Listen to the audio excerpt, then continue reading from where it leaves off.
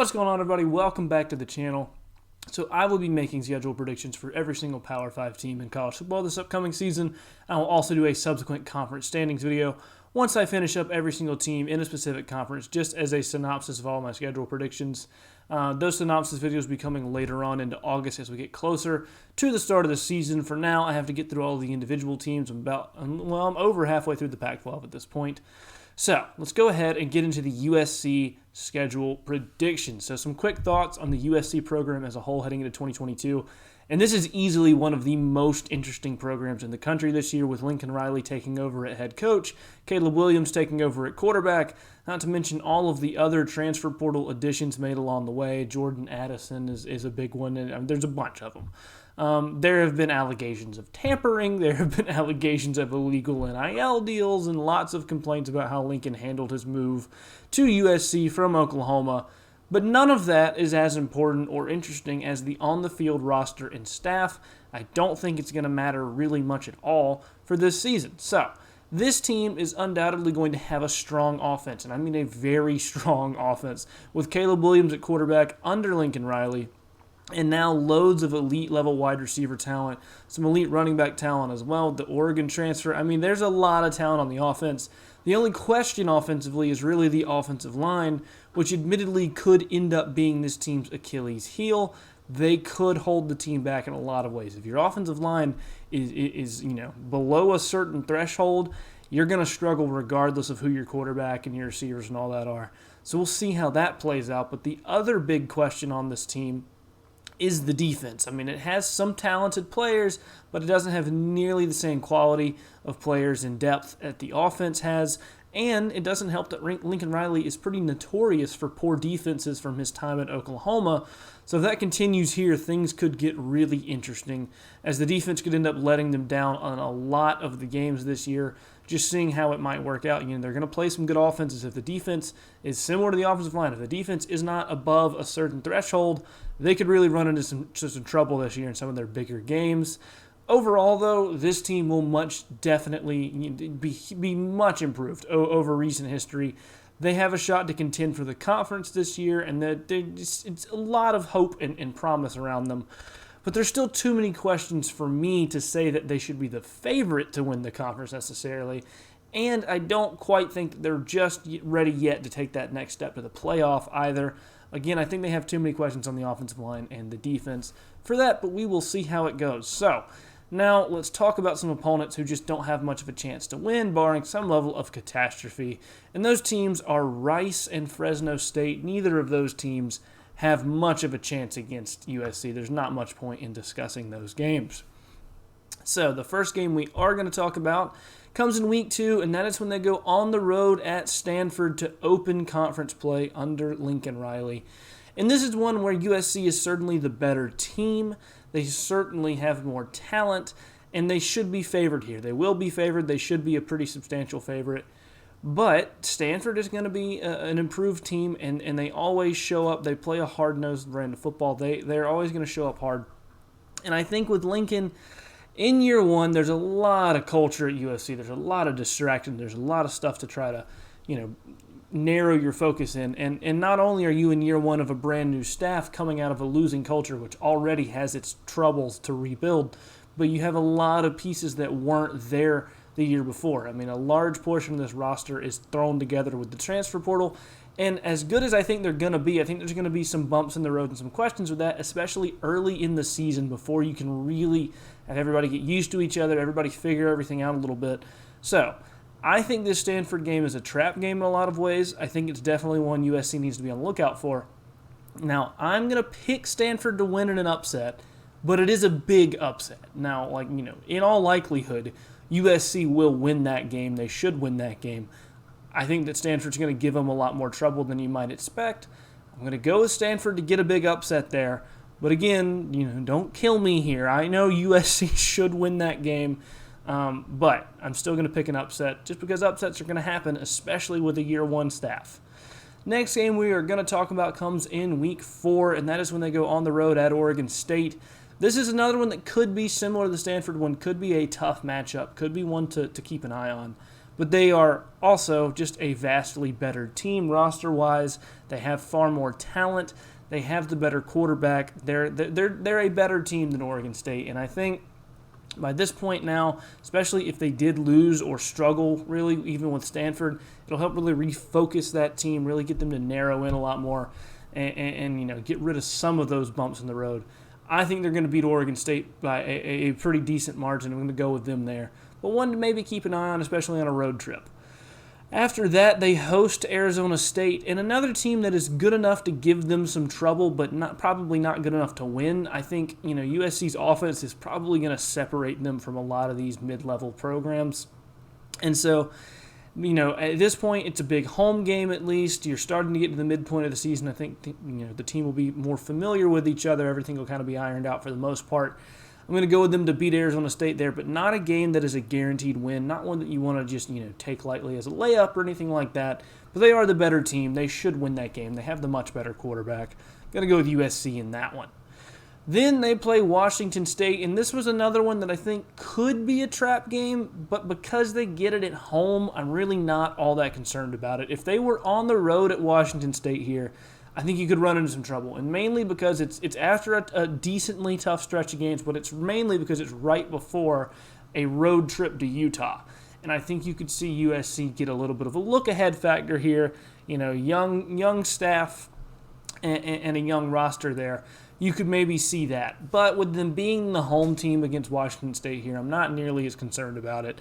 They're going to be a better team than them. They're going to have a much better offense, much better quarterback again than most everybody they're going to play. I think they're going to be just fine against Washington State. But another one to maybe keep your eye on, don't overlook it. Then, like I said, they go at Utah on a tough road trip, and this is the first time I think they're going to meet a team that is a better team than them. Now, you could argue about which team is more talented, and USC most definitely has the better quarterback. Now, that's not to hate on Utah's quarterback situation. It is also a good quarterback situation there. But Caleb Williams is one of the better ones in the country, and they're going to have the high-powered offense. But Utah is a hard-nosed, well-oiled machine of a football team. They dominate the lines of scrimmage most of the time. I don't expect that to be any different this year. And with that being USC's weakness, plus their defense is going to struggle as well, I think Utah is probably going to win this game. I think it'll be close. It'll be competitive. It'll be one of the biggest games in the conference this year. But I think Utah is just a really bad matchup for USC, how they play football and how their team is constructed. I'm going to go with Utah to win there, especially because they're at home. I think Utah is just going to end up being the better team and a matchup nightmare in a lot of ways for what USC does. Then they get a nice bye week before going on the road at Arizona, and that's a very easy game for them in a lot of ways. Now, you never want to overlook anybody, but Arizona's probably going to be the worst team in the conference, and even making a road trip out there, you're probably going to be just fine if you're USC. You have a much better team, you have a much better roster, much better quarterback, and a super high-powered offense that can put up points in bunches to really get this thing squared away quickly, and you're coming off a bye week. I'm going to go with USC to win big there. Then they host Cal, and this is one that could be interesting. Cal is good enough to give them some trouble, but it's another one of those things where I think a lot of those mid-level teams that are good enough to maybe give them some trouble, I don't think that they're going to be able to deal with USC's offense in a lot of ways. I think USC's offense is going to really help them separate in those kind of games. I think USC, especially being at home there, is going to be just fine. I'm going to go with them to win in that one. Then they play Colorado, and they play Colorado at home. They play them on a Friday, and it's another one where it's one of the lower-level teams in the conference. They're probably slightly better than Arizona, but not much. They're definitely one of your worst teams in the conference. You get them at home. I know you get them on a Friday, so maybe that's kind of weird. You get a short week, but I don't think Colorado's going to be able to give them much trouble. I'm going to go with USC in that one. Then, though, they do get a long week before going on the road at UCLA, and I think that is definitely beneficial for them because this is one of the bigger games of the late season. It's definitely going to be one of their toughest conference games along the way, and it's one that they're really going to be tested in. I think UCLA is very good. UCLA has a lot of the same question marks, though, that USC does, and it is a road trip, but they're very close to each other. It's not like a far travel or anything. So a huge game late in the season, one that I think could really help determine who goes to the Pac-12 championship and all that, one that I think will be really close. I think USC has the better quarterback. I think they have more talent, on their offense as a whole. And I'm going to go with them to win in that one. It is certainly an interesting game, though. It's certainly one that they could lose and definitely one they want to keep an eye on. Like I said, I'm going to pick them to win. I think they're the better team by a little bit, but definitely not one to take for granted. And then they play Notre Dame to end the season, and they get Notre Dame at home. But Notre Dame is a very, very good team. Notre Dame is going to be one of the toughest teams that they play, and they're certainly not a game that you can really expect them to just dominate by any means. It's not one that is an easy win. It's also not one that is a guaranteed loss. I think it can really determine a lot of things for them on how the season goes, and should be a huge game to end out the season. Now, Notre Dame is in a somewhat similar situation where they have a first-year head coach, and that's something to be concerned with as well if you're a Notre Dame fan. But I really do think they're a better team. I think that they're good in a lot of the areas that USC is not good in, and I think that they're going to go in there, and I think Notre Dame's going to go in there and get a win. It's a tough game, though. It's really close. It's a 50-50 kind of game, in my opinion. I know USC's the home team. I still don't think they're going to have a huge home field advantage necessarily. And I think similar almost to the Utah thing, where I think the way that Notre Dame plays football is just a really bad matchup for USC in a lot of ways. It does not favor them. So I'm going to go with Notre Dame there. Huge game to end the year, though. Very excited to see that one. So that would make USC 9-3 on the season, which is, in my opinion, an outstanding record for USC in year one under Lincoln Riley, despite some people suggesting that they have to win 10-plus games and contend for the playoff this year. Otherwise, it's a letdown or something. I think that's a terrible way to look at this. This is a team with lots of questions on defense and on both lines of scrimmage, despite the flashy offense that Riley and Caleb Williams are going to bring with those elite receivers and running backs. Those other question areas are still very important aspects of the game, and they're yet to be answered. And you got to look at this team won 4 games last year. Getting a team that won 4 games last season to 9 wins this season is an achievement regardless, and should be commended if Riley can pull that off. Saying that they have to win 10 games to call it a success is a little bit crazy in my opinion. Now, 10 wins is possible, but that assumes no bumps in the road really. That things really work out well for them. That assumes, they lose to Utah and Notre Dame, which are probably the 2 teams that you could say are better than them, and then they beat everybody else on the schedule. And that's tough to do, especially with a year one head coach, a brand new staff, a lot of uncontinuity and stuff. That's a tough ask. It's doable, but anything beyond 10 wins, in my opinion, really assumes things not only go perfect for USC, but a lot of their opponents have some unforeseen struggles along the way as well. I think 9 wins is probably the best range to put them in. On the low end, you could see them ending with 7 or 8 wins if things just don't mesh well at all this year, and the defense is bad, the offensive line struggles. Then you could see them losing a couple extra games, like maybe losing to UCLA or losing to an Arizona State or an Oregon State, something like that.